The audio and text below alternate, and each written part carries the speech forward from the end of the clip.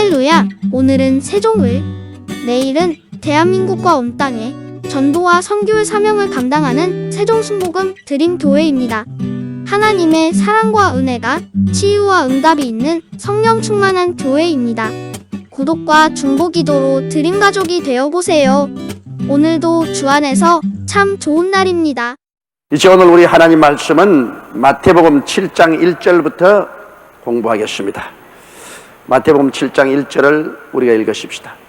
비판을 받지 아니하려거든 비판하지 말라.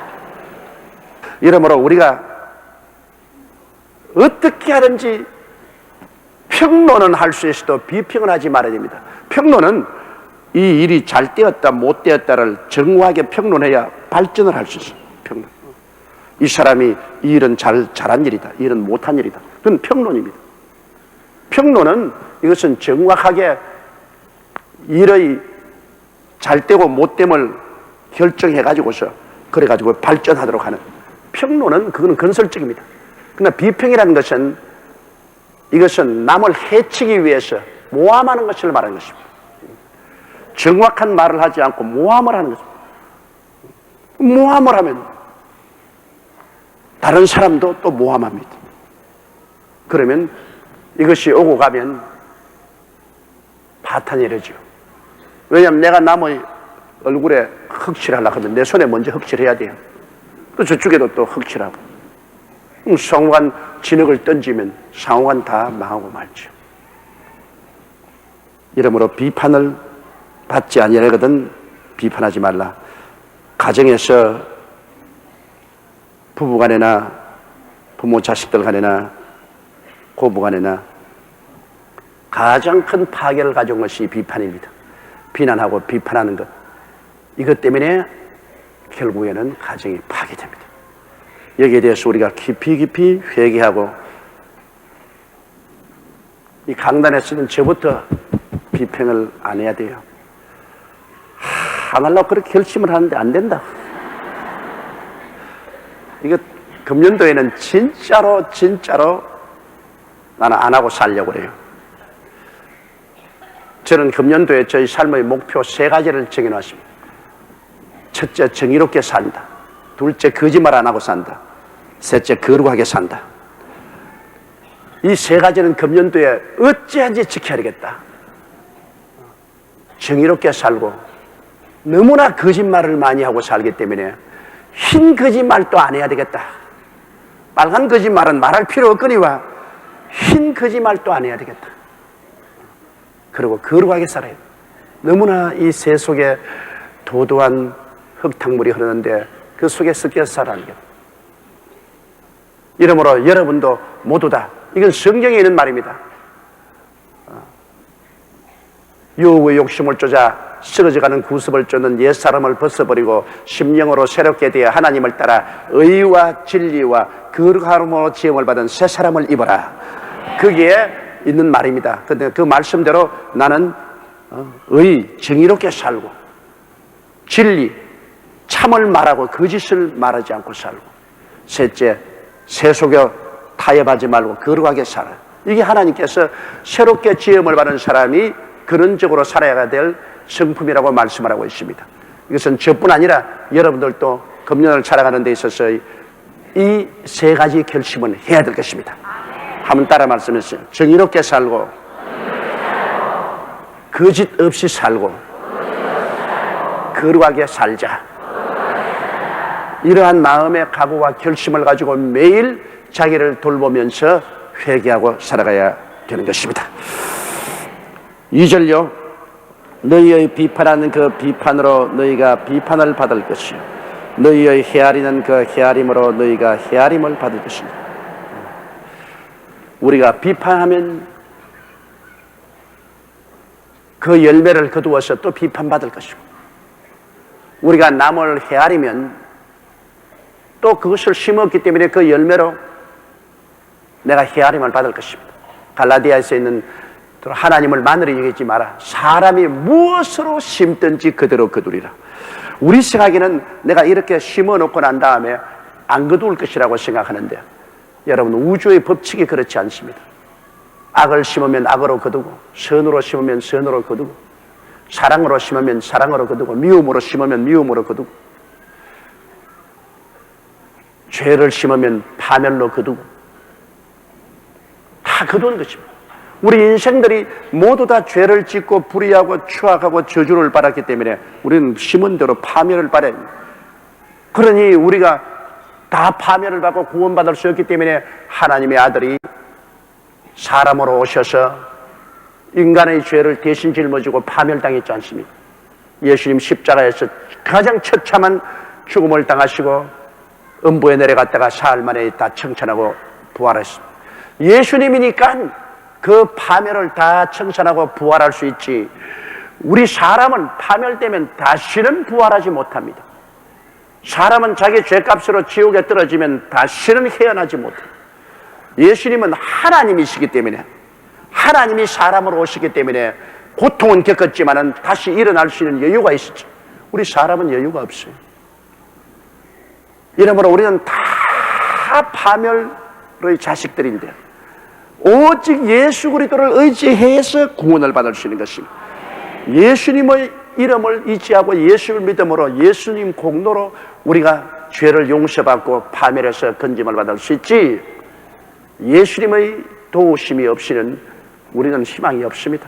전적으로 희망이 없습니다. 그러므로 우리가 예수님으로 심으면 예수님으로 거두게 되는 것입니다. 예수님으로 심었으니까, 믿음으로 예수님을 우리 속에 심었으면 예수님의 부활의 생명으로 우리가 거두게 돼요. 아무것도 안 심으면 폭풍과 절망으로 거두게 돼요. 3절요. 어찌하여 형제의 눈 속에 있는 티는 보고 내 눈 속에 있는 들보는 깨닫지 못하느냐.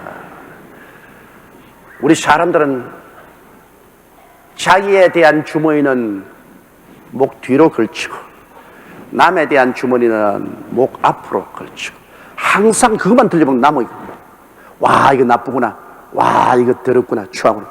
자기의 망태는 뒤로 덮어놓으니까 안 보여요. 그래서 자기 잘못은 전혀 안 보여. 그러나 항상 남의 잘못만 보여요. 이걸 우리 예수 믿는 사람은 거꾸로 해야 돼. 자기 망태는 앞으로 걸고 남의 망태는 뒤로 걸고 항상 자기 망태를 열어보고, 아 이거 잘못되었구나, 이거 깨끗이 청순해야 되겠다, 깨끗하게 해야 되겠다. 그렇게 해야 돼요. 우리가 자기 스스로를 보면 자기 눈에는 대들보가 있다 그랬습니다. 대들보가 얼마나 큽니까? 하나님께서 굉장히 이 형용을 강하게 하셨습니다. 너 눈에는 대들보가 있는데 남의 눈에는 티만 있어. 근데 자기 대들보는 제껴놓고 그 티 뽑자, 너 눈에 티 있지 않냐? 다른 사람이 볼 때는 자기는 눈에 대들보가 있으면서 누구를 보고 티 뽑자 그러냐? 내 눈에 대들보부터 먼저 뽑아놓고 그 다음에 너 눈에 티 있구나, 눈에 티 뽑자. 그래, 내 잘못을 먼저 회개해놓고 남의 잘못을 지적해야지. 자기는 잘못하면서 남을 보고 그렇게 하지 말라고 아무리 한들 무슨 소용이 있습니까? 아버지가 담배 탁 집에서 피우고 있으면서 사실 너희들은 담배 피지 마라, 담배는 나쁘다. 그거 아무 효과가 없습니다. 파워가 없어요. 아버지가 그냥 술을 그냥 고래고래 마시면서 자식들 보고는 너희들은 술 마시지 마라 해서 무슨 소용이 있으며, 아버지가 방탕하고 살면서 자식에게 올바르게 살라고 아무리 교훈을 한들 무슨 소용이 있습니까? 저는 예수를 믿기 전에도 술을 마시지 않고 담배 피지 않고 방탕을 안 했습니다. 그건 왜냐? 우리 아버님 때문에 그렇습니다. 우리 아버님이 학자로서 내가 가만히 자라면서 아버님을 보니까 아버님이 절대로 술 취해서 와서 술 주정을 하고 그런 걸 못 봤어요. 가가다 친구들하고 나가가지고서 술을 조금 잡수고 올 때는 있지만 본인이 스스로 술을 많이 잡수셔서 이렇게 술 취한 걸 못 봐요. 또 친구들하고 이야기하는데 친구가 자꾸 우리 아버지에게 담배를 권하니까 담배를 아버지가 받아 피는 것을 내가 자세히 봤어요. 보니까 담배를 피는 게 아니라 연기 부은다고 정신이 없어요. 담배를 땡겨. 그래서 담배 안 좋아하시는구나. 그 친구들이 피때기나 할 수 없이 폈는데 입에 넣어서 해가 연기 불고 있어. 그래서 아, 담배 피는 건 좋지 않구나. 그러고 난 다음에 방종을 안 했어. 자식이 부모를 보기 전에 방탕한지 아닌지 보고 있지 않아요. 아주 낭비 안 하고 방탕 안 하고 늘 공부하는데 열중을 하고 그렇게 했어. 그게 어릴 때부터 딱 마음에 배었어. 그 6.25 사변이 나가지고서 온 사회가 다 흐트러지고, 그 다음에는 우리 젊은이들 안 컨트롤 하죠. 집에서 돌볼 수 없죠. 왜 벌어먹고 살려니까 나는 밤에 가서 부두에 가서 막 노동꾼들하고 섞여서 그냥 거기에서 온갖 잡탕 말 다 듣고 그러면서 그 부두에서 노동했지요. 그 다음에 길거리 나가서 장사하지요. 그런 사람들하고 다 섞여서 돌아다니니까 교육이 있을 턱이 없습니다. 그게 막 가는 시대야. 그냥 거기 가서는 그냥 막 술 취하고 그냥 도둑질하고 다 담배 피고, 그 다음에는 또 젊은이들 모이가 전부 창녀촌으로 가고, 그런 가운데 있었는데도 불구하고 정말로 나는 술도 취하지 않냐고 담배도 피지 않고, 그 한참 젊은 시절인데도 그 많은 사람이 그냥 이끌려가서 막 끌고 창녀촌으로 가고 해도 내가 그거 안 끌려 들어갔습니다. 그건 왜냐? 우리 아버지가 내게 옳게 심어놨기 때문에. 내가 아버지가 늘 보인단 말입니다. 나도 그렇게 방탕하고 싶은 생각이 있었어요. 근데도 우리 아버지가 술 취하지 않냐고 담배 피지 않냐고 그랑 방탕 안 했는데 내가 그 자식으로서 그렇게 할 수가 있느냐? 난 못한다. 이 이미지가 마음에 딱 잡혀 있어가지고서 우리 아버지가 심은 대로 내 생활 속에서 거두었다고요. 근데 예수 믿기 전에도 저는 방탕하지 않았습니다. 그러고 난 다음 되고 나서 예수 믿고 들어오니까 술 취하고 담배 피는 건 절대 안 하죠. 이러므로 남의 눈에 티를 뽑기 전에 자기 눈에 대들보를 뽑아 놓으면 그 다음에는 남의 눈에 티를 뽑을 수가 있습니다. 그러나 자기 스스로의 눈에 대들보가 있으면서 남의 티 뽑으라고 자꾸 교훈해봤자 소용이 없는 겁니다.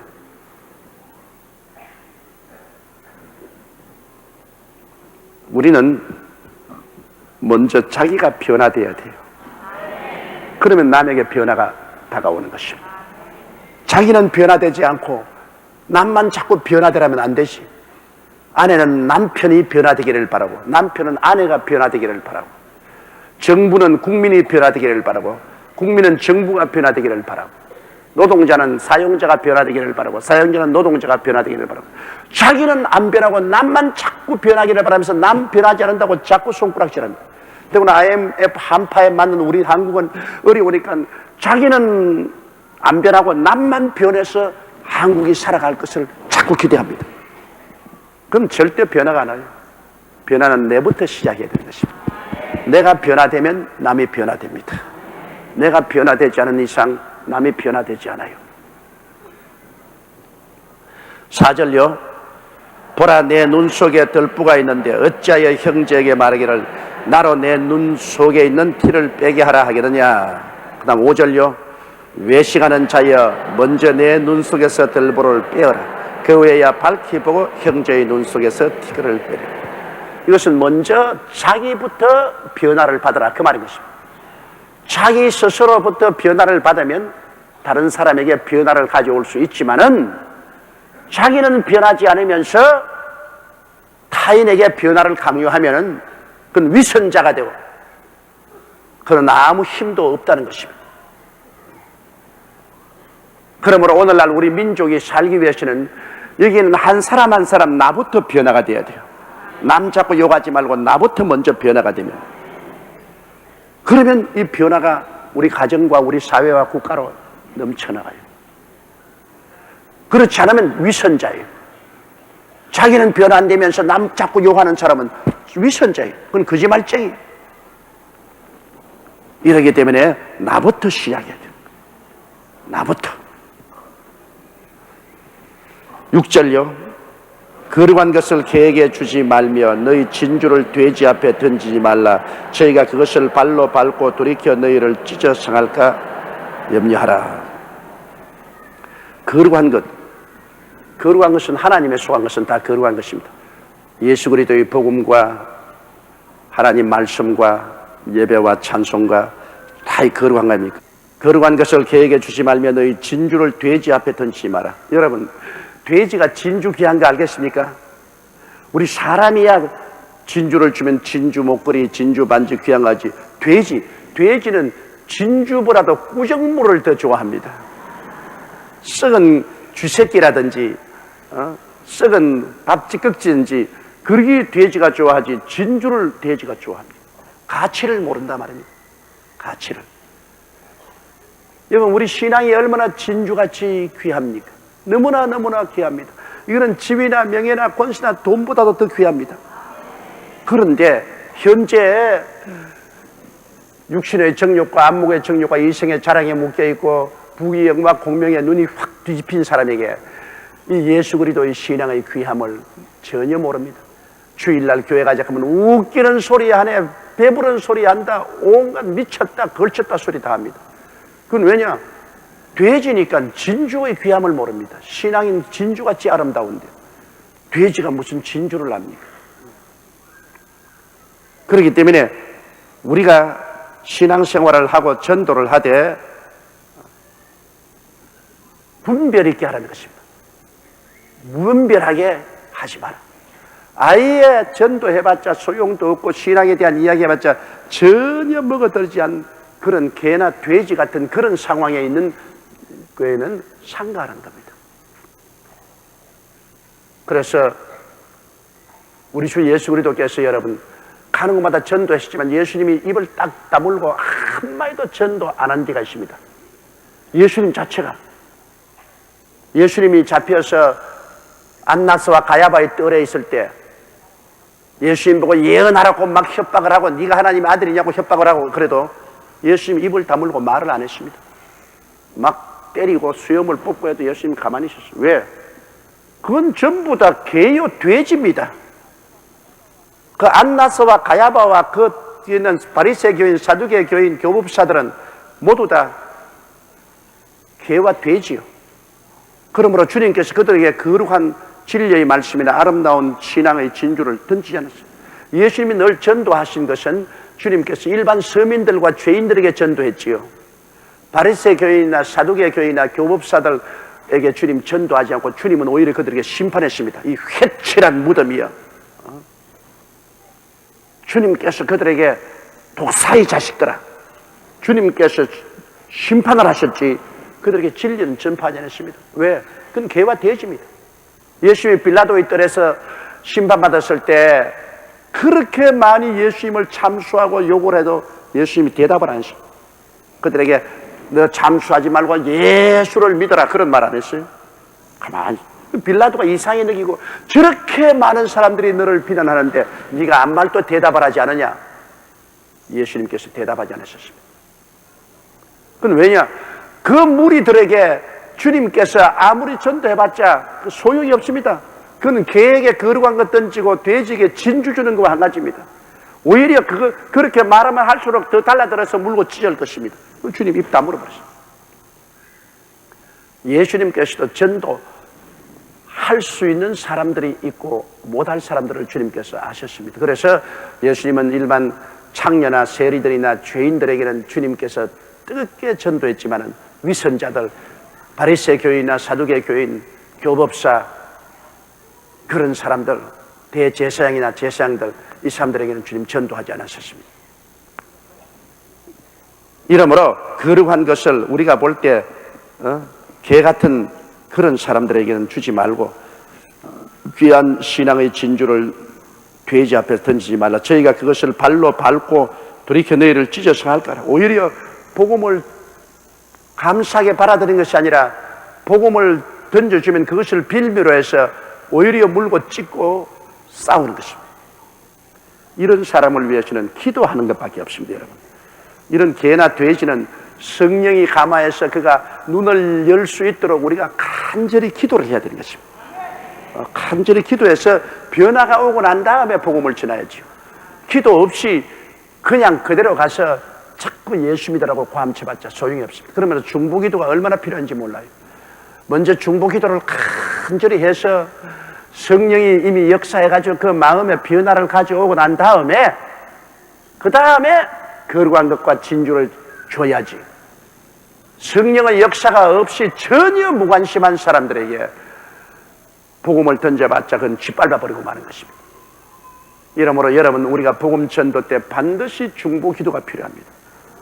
간절한 중보 기도를 통해서 하나님의 성령이 이미 그 마음을 많이 변화시키고 녹여놓고 난 다음에 그 다음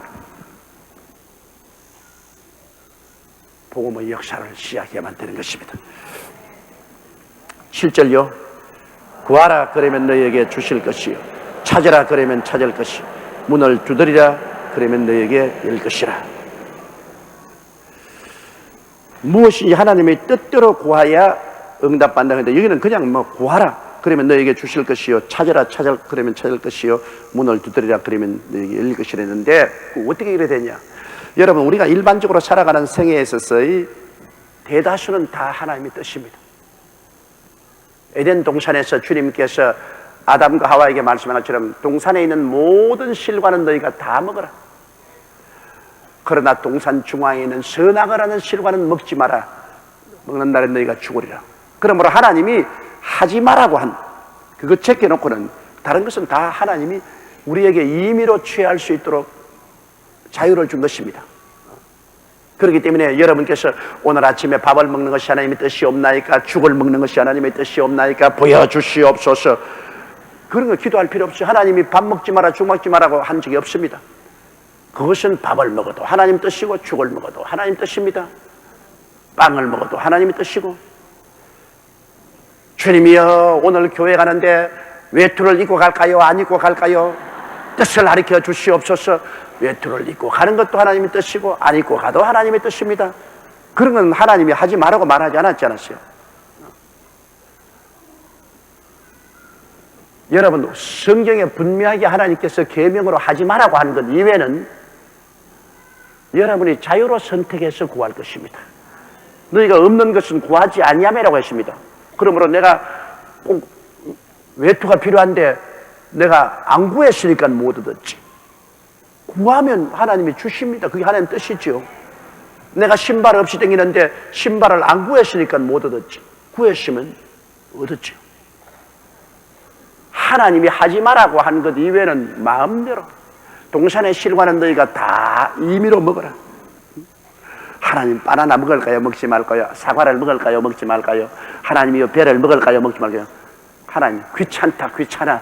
너희 마음대로 생각해라. 오직 내가 하지 말라는 것만 하지 마라.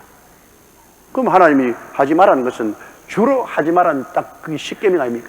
내 앞에 다른 신을 두지 마라. 우상에 절하지 마라. 하나님 이름을 망령되이 부르지 마라. 안식일을 거룩히 지켜라. 내 부모를 공경하라. 살인하지 마라. 간음하지 마라. 도둑질하지 마라. 내 이웃을 거짓 증거하지 마라. 내 이웃을 탐하지 마라.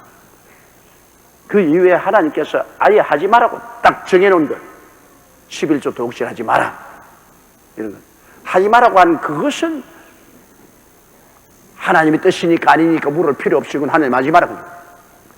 그러나 그 이후에 우리가 일반적으로 살아가는 모든 일반 생활은 하나님의 뜻을 구태여 물을 필요가 없습니다.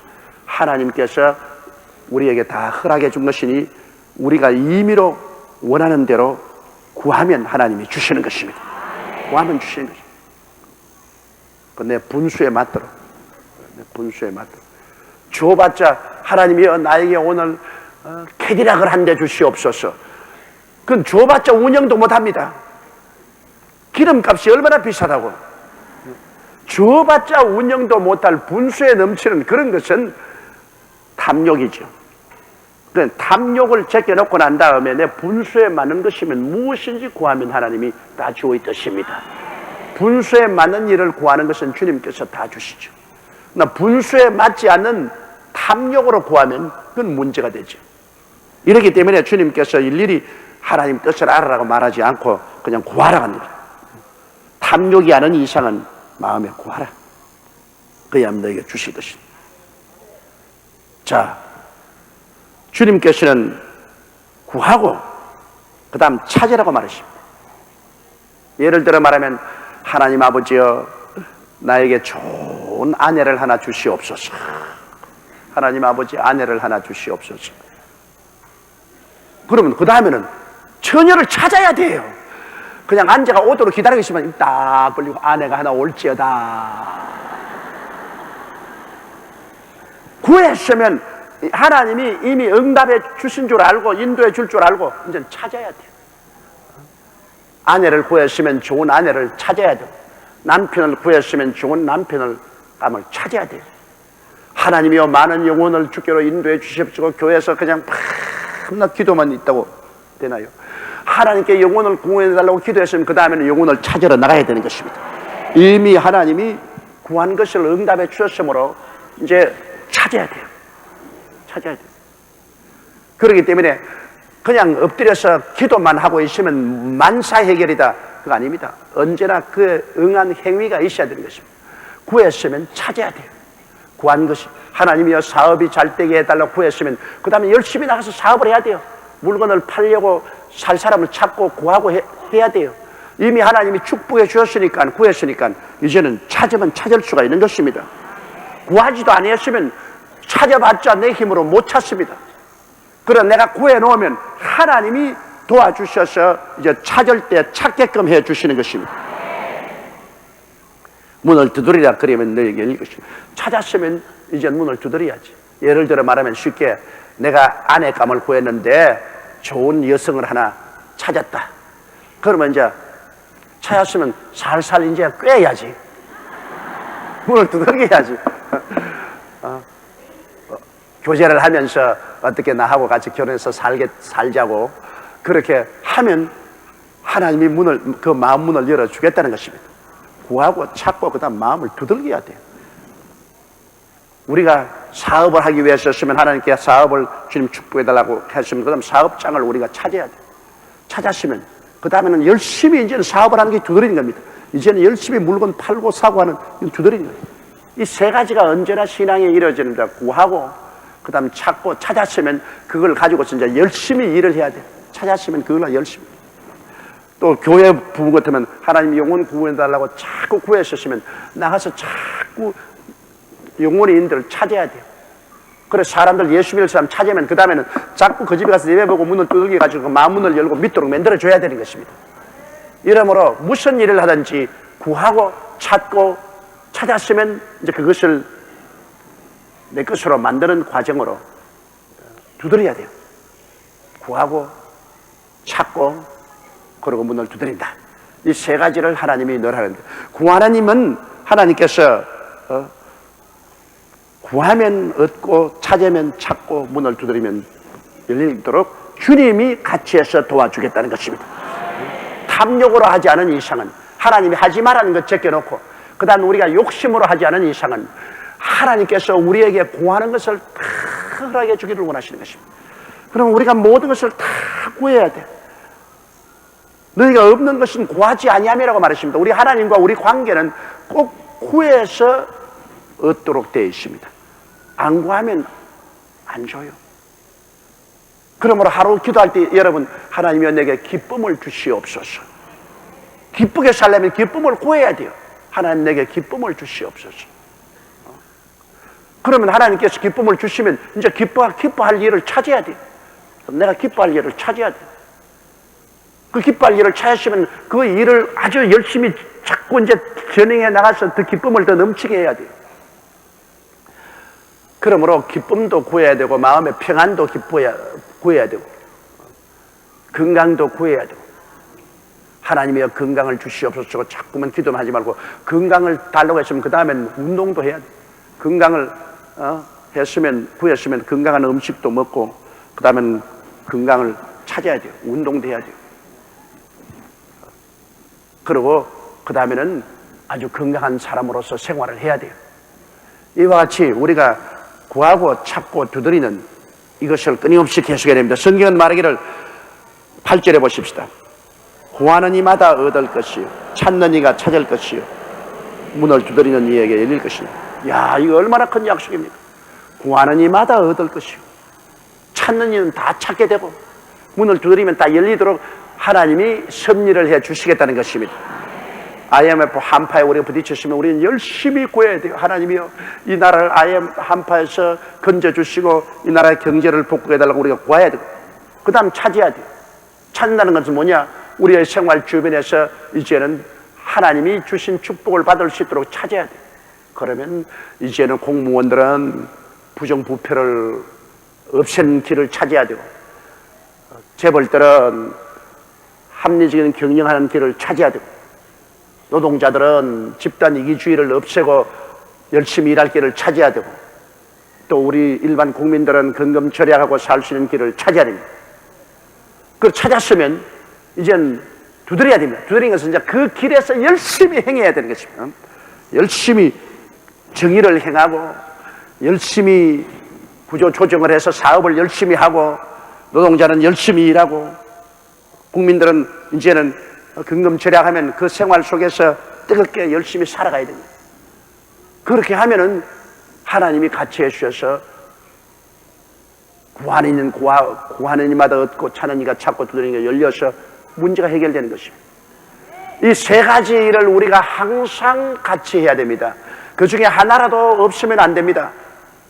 구하고 찾고 찾았으면 그걸 가지고 열심히 일을 해야 돼요. 하나님의 서울대학 들어가려고 열심히 구했으면 그 다음에는 서울대학에 시험을 쳐야 돼요. 이게 찾는 겁니다. 서울대학에 시험을 쳐서 들어가면 그 다음 두드려야 됩니다. 이제는 학교 들어갔다가 놀면 안 돼요. 그거에 들어가서 이제 열심히 공부하는 것이 자꾸 문을 두드리는 겁니다. 그러므로 들어가기를 구하고 찾아서 들어갔으면 그 다음에는 그곳에서 두들겨서 자꾸 그곳에서 열심히 공부해서 성과를 얻어야 돼요. 이 세 가지가 연결되지 아니하면 여러분 절대로 만족스러운 응답을 받을 수가 없는 것입니다. 그런데 하나님께서는 우리가 생각하는 것보다는 너무나 좋은 하나님이십니다. 하나님은 우리가 생각하는 것보다도 너무나 좋은 일을 해주기를 원하시는 것입니다. 여러분 9절 우리 10절 다 같이 읽어보십시다.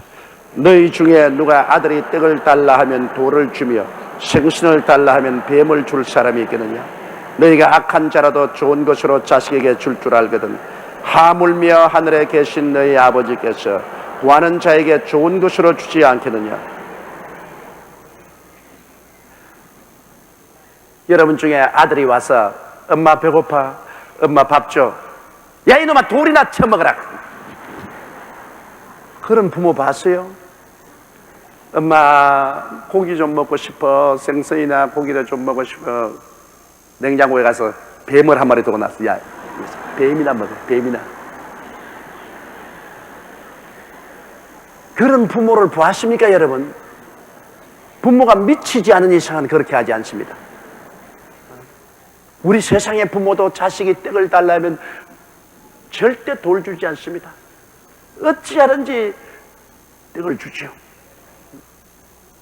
생선을 달라면 뱀을 안 줍니다. 좋은 생선 줍니다. 부모가 실력이 없으면 탄식을 하고 눈물을 흘리고 울지언정 자식들에게 해꾸지를 합니다. 왜? 부모는 자식을 사랑하기 때문이죠.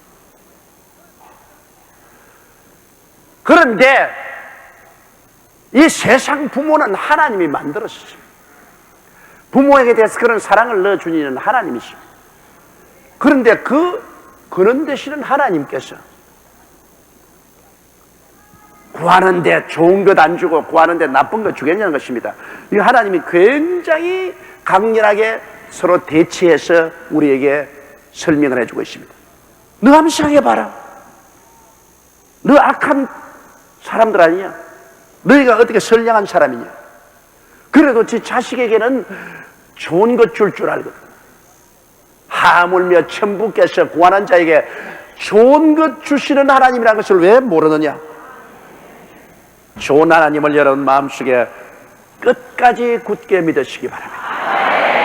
마음의 바라봄의 법칙이 항상 예수님을 바라보고 주님은 오중보험과 삼중 축복으로 나를 좋게 만들어 주신다. 결국에는 좋게 된다. 그 바라봄의 법칙을 마음속에 가득히 채워놓으십시오. 우리는 내일은 오늘보다, 다음 달은 금번달보다, 명년은 금년보다, 천국은 지상보다 좋아지는 일이 있습니다. 우리가 가는 길은 좋아지는 길로 가고 있습니다. 안 믿는 사람은 나빠지는 길로만 가고 있습니다. 왜? 세월이 흘러가니까 나이 늙어지고 병들고 가난해지고 고통스러워지고 지옥으로 떨어지는 나쁜 일만 남았습니다. 그러나 우리는 좋은 일만 남았어요. 우리는 영광스러운 가장 좋은 천국이 눈앞에 있기 때문에 그 천국을 바라보고 하나님과 함께 걸어가면 삶이 점점 좋아지는 것입니다. 내가 젊었을 때는 60이 넘은 노인 보면 늘 그런 생각이 나요. 이제 60이 넘어서 세상 기대도 사라지고 정력도 다 사라지고 저 무슨 재미로 사노? 이렇게 보면 아이고 다 끝났구나.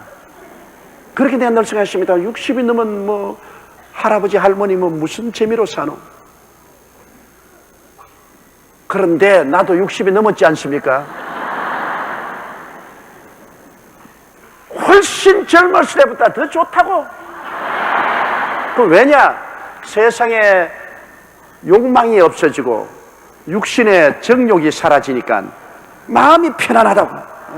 괜히 세상에 욕망이 있고 육신의 정욕이 있을 때는 마음에 시험이 있고 고통이 있었는데 이제 세상의 욕망 다 정리하고 또 정욕도 사라지고 마음이 편안하고 그러니까 참 사는 게 재밌다고.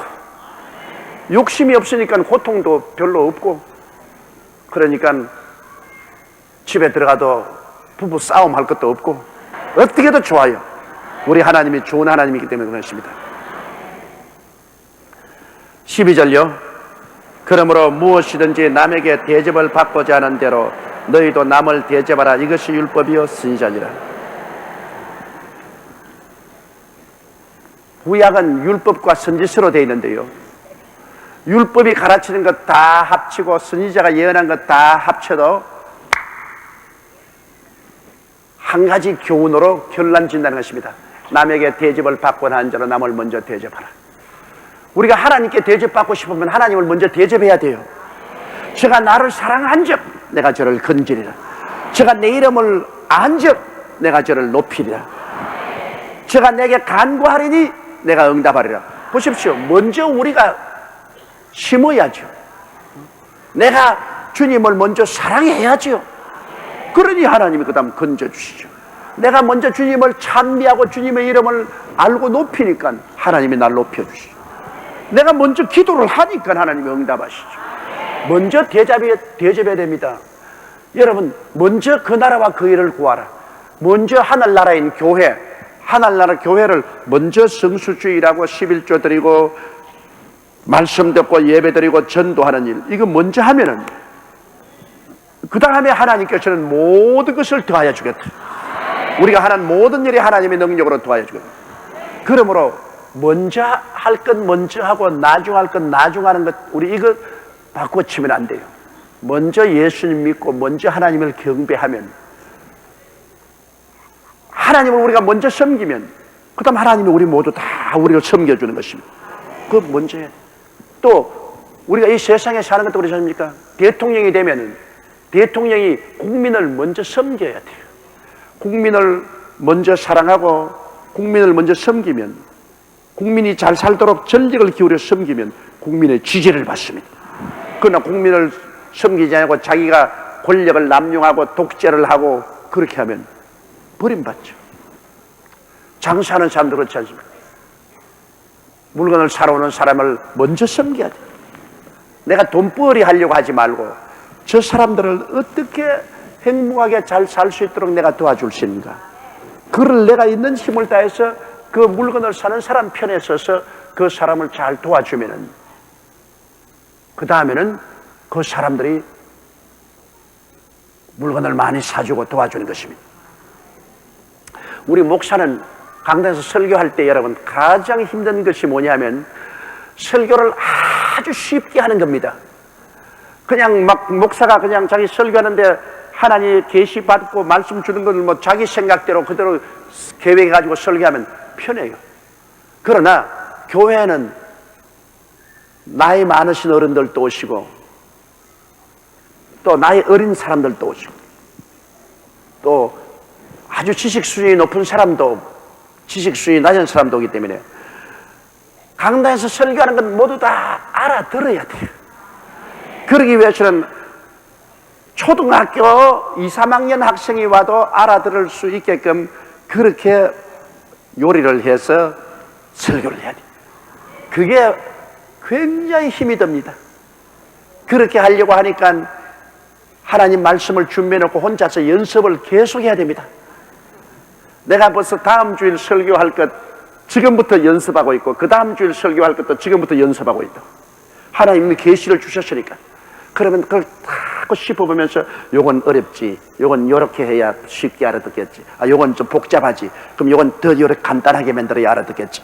그러니까 자기 마음속에 계속해서 연습을 해서 이래서 성도들이 쉽고 재미있고 편안하게 알아듣도록 그렇게 봉사를 하면은 그 교인들이 많이 모여와요.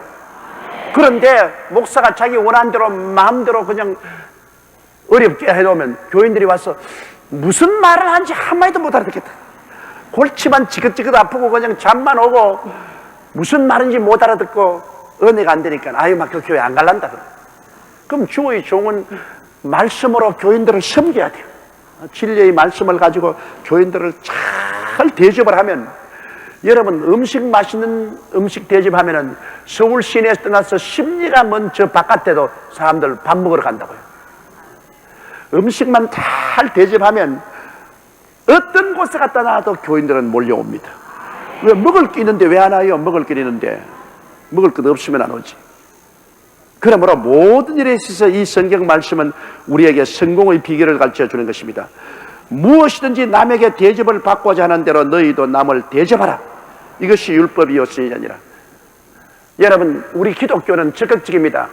이 공자님 말씀하기를 기소불욕을 물시의인이라 그렇게 말했습니다. 그것은 뭐냐면 내 하기 싫은 일을 남에게 강요하지 마라. 그러니까 상당히 소극적이다. 내 하기 싫은 것 남에게 시키지 마라. 그런데 여기는 내가 대접받고 싶은 것 적극적으로 나가서 먼저 대접하라. 그 공자님이 말하는 것은 소극적이고 예수님이 말하는 것은 적극적입니다. 내가 밥 먹기 싫거들랑 남에게 자꾸 밥 강요하지 마라. 공자님 그겁니다.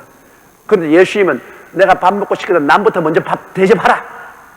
남에게 대접을 잘하라. 그럼 그 사람도 대접할 것이다. 이래서 우리 기독교 복음은 적극적입니다. 여러분이 이제 그러므로 오늘 이 말씀 알았은즉 남편에게 사랑을 받고 싶거들랑 남편을 먼저 사랑을 하십시오. 이거 왜 했나? 미쳤나? 갑자기 요사이 왜 이러노? 그래도 적극적으로 나가서 여러분 남편을 사랑하고 대접을 하면 그 다음엔 할 수 없이 남편이 끌려오게 되어 있습니다. 그게 율법이요 선지자입니다. 남에게 대접을 받고자 하는 대로 먼저 남을 대접하라. 아내에게 사랑받고 싶거들랑 아내를 먼저 적극적으로 대접을 하라고. 그러면 제 양반 안 들었는데 요 사이 조금 돌았나, 나이가 많이 먹어서 조금 치매기가 있냐, 왜 저러노? 그러면서도 그렇게 끌려온다고요. 사람이란 다 자기가 하는 데 따라서 상대방이 응하는 것입니다. 내가 변화를 받으면 상대가 변화를 받습니다. 나는 가만히 있고 상대만 변화를 받아서 내게 대접해주고 사랑해주고 도와주기를 기대하면 이것은 중대한 잘못입니다. 이것은 순서가 바뀐 것입니다. 먼저 할 건 먼저 하고 나중 할 건 나중 하는 순서를 올바르게 해야 일이 되는 것입니다. 이러므로 여러분은 오늘 이 시간 무슨 대접을 받고 싶습니까? 집에서나 사회에서나 무슨 대접을 받고 싶습니까? 먼저 대접하세요. 먼저 있는 힘을 다하여 먼저 대접하면 그 다음 그 대접은 내가 어느 곳에 가든지 내게 돌아옵니다. 야, 내가 이거 하는 일을 누가 알냐? 여러분, 하나님이 알면 됩니다. 우리 생각에는 내가 오른손이 하는 것 왼손이 모르게 하면 아무도 몰라주시 싶어도 여러분, 하나님이 보고 계십니다. 우리가 심고 거두는 것, 내가 심고 거두는 건 누가 알냐? 우리가 심고 거두는 것은 하나님의 손에 심고 거두는 것입니다. 우주에 심고 거두는 것입니다. 때가 오면 하나님이 다 갚아주는 것입니다. 사람이 몰라줘도 좋습니다. 사람 보라고 심고 거두는 거 아닙니다. 야, 이 많은 사람들 중에 내가 뭐 열심히 전도한다고 여의도 순복음교회 누가 알아주나? 어떤 사람이 어제 내가 그런 말 들었어요. 이 교회에 나와서 내가 열심히 전도하면 목사님이 날 알아줍니까? 내가 알아줄 택이 없습니다. 70만 성도 중에 한 사람이 열심히 지었는 누가 알아줘? 그럼 내가 대답을 했습니다. 목사가 알아줄 필요는 없고 예수님이 알아주십니다. 내가 열심히 전도하면 예수님이 알아줍니다. 그럼 예수님이 알아주시면 그 다음 주님께서 갚아주시는 것입니다. 심고 거두는 법칙에 의해서 절대로 우리가 한 일을 여러분 비밀리에 할 수 없습니다. 하나님이 다 보고 계십니다. 그러므로 하나님이 그 행위대로 보답해 주시는 것입니다. 이러므로 한번 따라 말씀. 남에게 대접을 받고자 하는 대로 먼저 남을 대접하라. 그러한 삶을 살게 되시기를 주님 이름으로 축원합니다.